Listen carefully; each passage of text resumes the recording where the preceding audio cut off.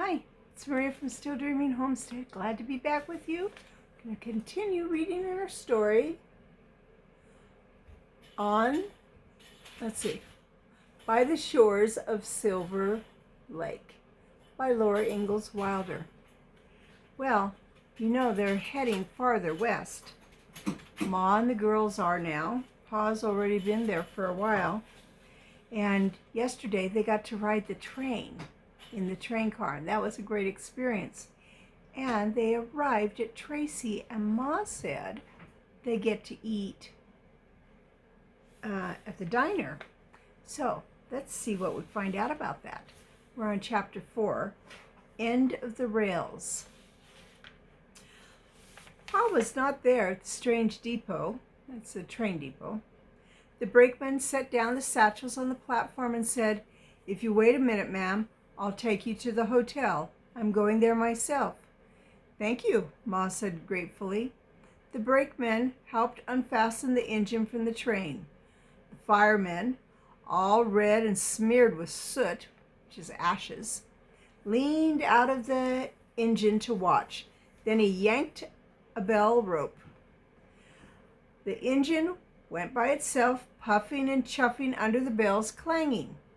It went only a little way, then it stopped, and Laura could not believe what she saw.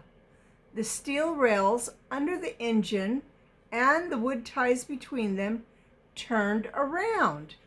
They turned around in a circle, there on the ground, to the ends of the trails fitted together again, and the engine was facing backwards.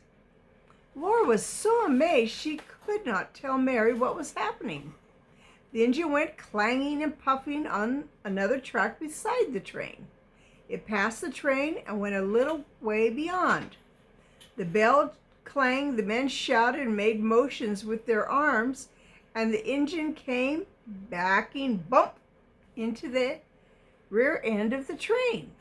All the cars slammed, banged against each other, and there stood the train and the engine facing back towards the east. Carrie's mouth was open in amazement. The brakeman laughed at her in a friendly way. "That's the turntable," he told her. "This is the end of the rails, and we'll have to turn the engine around so it can take the train back down the line." Of course they would have to do that, but Laura had never thought about it before.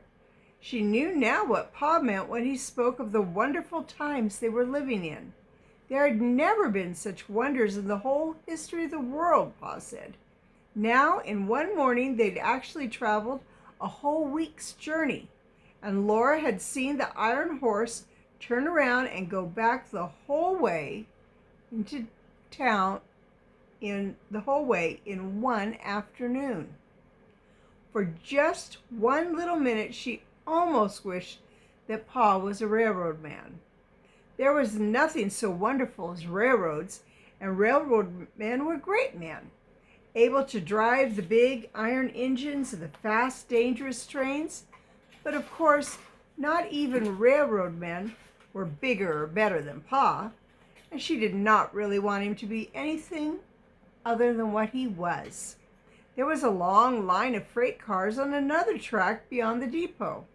Men were unloading the cars into wagons, but they all stopped suddenly and jumped down from the wagons. Some of them yelled, and one big young man began to sing Ma's favorite hymn. Only he did not sing its words. He sang, "There's a boarding house not far away where they have fried ham and eggs 3 times a day. Wow, how the boarders yell when they hear that dinner bell. Whoop, how those eggs do smell 3 times a day." He was singing out those shocking words, and some of the other men were too. When they saw Ma, and they stopped. Ma walked on quietly, carrying Grace and holding Carrie's hand. The brakeman was embarrassed. He said quickly, "We'd better hurry, ma'am. That's the dinner bell." The hotel was down a short street beyond a few stores and vacant lots. A sign over the sidewalk said hotel, and under it a man stood swinging a handbell like this. There'd be a bell in his hand. Let's see. Pretend my coconut water is a bell. Ding, ding, ding, ding, ding.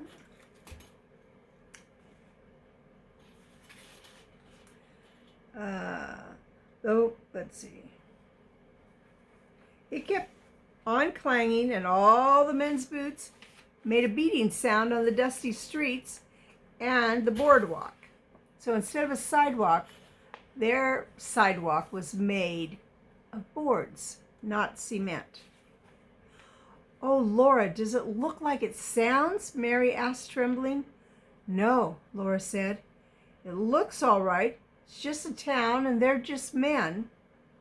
"It sounds so rough," Mary said. "This is the hotel door now," Laura told her. The brakeman led the way in and set down the satchels. The floor needed sweeping. There was brown paper on the walls and a calendar with a big, shiny picture of a pretty girl in a bright yellow wheat field. All the men were hustling through the open door into the big room beyond. There was a long table. It was covered with white cloth and set for dinner. The man who rang the bell told Ma, "Yes, ma'am, we got room for you." He put the satchels behind the desk and said, "Maybe you'd like to wash up, ma'am, before you eat." In a little room there was a washstand. A large china pitcher stood in a big china bowl, and a roller towel hung on the wall. Ma wet a clean handkerchief and washed Grace's face and hands and her own. Then she emptied the bowl into a pail beside the washstand and filled the bowl with fresh water for Mary and again for Laura. The cold water felt good on their dusty, sooty faces, and in the bowl it turned quite black. There was only a little water for each, then the pitcher was empty. Ma set it neatly in the bowl again when Laura was through. They all wiped on the roller towel. A roller towel was very convenient because its ends were sewed together, and it ran around on its roller so that everyone could find a dry place.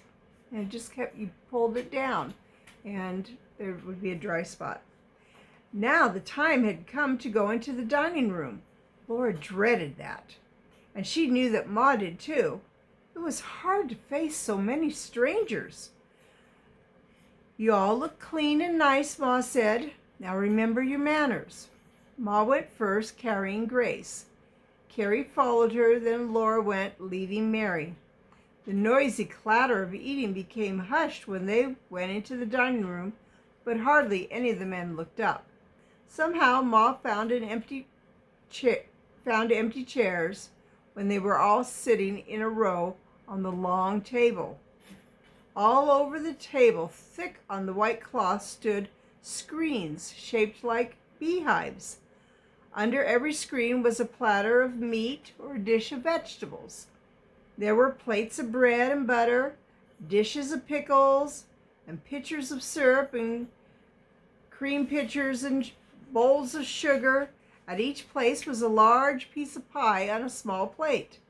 The flies crawled and buzzed over the wire screens, but they could not get at the food inside. When everyone was kind and they passed the food very nicely, all the dishes kept coming from hand to hand, up and down the table to Ma. Nobody talked except to mutter, "You're welcome, ma'am," when Ma said, "Thank you." A girl brought her a cup of coffee. Laura cut Mary's meat into small pieces for her and buttered her bread. Mary's sensitive fingers managed to find her knife and fork perfectly and did not spill anything. It was a pity that the excitement took away their appetites. The dinner cost 25 cents, and they could eat all they wanted to eat. There was plenty of food, but they ate only a little. I'll show you what it looks like there.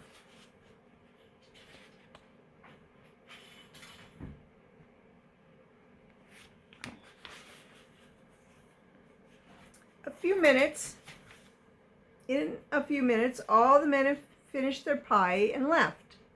And the girl who brought the coffee began to stack up the plates and carry them into the kitchen. She was a big, good-natured girl with a broad face and yellow hair. "I guess your folks are going out to Homestead?" she asked Ma. "Yes," Ma said. "Your man working on the railroad?" "Yes," Ma said. "He's coming here to meet us this afternoon." "I thought that's the way it was," the girl said. "It's funny you coming out here at this time of the year. Most folks come in the spring." "Your big girl's blind, ain't she? That's too bad. Well, the parlor's on the other side of the office. You folks can set in there if you want till your man comes." The parlor had a carpet on the floor and flowered paper on the walls. The chairs were cushioned in dark red plush. Ma sat in the rocking chair with a sigh of relief. Grace does get heavy. Sit down, girls, and be quiet. Carrie climbed into a big chair near Ma, and Mary and Laura sat on the sofa. They were all quiet so that Grace could go to sleep for her afternoon nap. The center table had a brass bottom lamp on it. Its curved legs ended in glass balls on the carpet. Lace curtains were looped back from the window, and between them Laura could see the prairie and a road going away across it. Perhaps that was the road that Pa would come on. If it was, they could all go away on that road, and somewhere beyond the end of it that Laura could see, someday they would all live on the new homestead. Laura would rather not stop anywhere. She would rather go on and on to the very end of that road, wherever it was. All that long afternoon they sat quiet in the parlor while Grace slept. Carrie slept a little, and even Ma dozed. The sun was almost setting when a tiny team and wagon came into sight on the road. It slowly grew larger. Grace was awake now, and they all watched from the window. The wagon grew life-size, and it was Pa's wagon, and Pa was in it. Because they were in a hotel, they could not run out to greet him. But in a moment he came in saying, "Hello, here's my girls." Well, they're all together at the hotel, just like they planned to. Now, most of us have been to restaurants and eaten with lots of other people around, but usually there's individual tables for each family or group. This table was one big, long family table, kind of like if you have a big group of people coming for Thanksgiving, and the table's really long, only it would be even longer than that. I think that would be kind of fun. Well, it's Maria from Still Dreaming Homestead. I want to pray blessings on you and yours, in your house, out of your house, in the day and the night. Whatever you do, keep dreaming. And we'll see where that road goes tomorrow.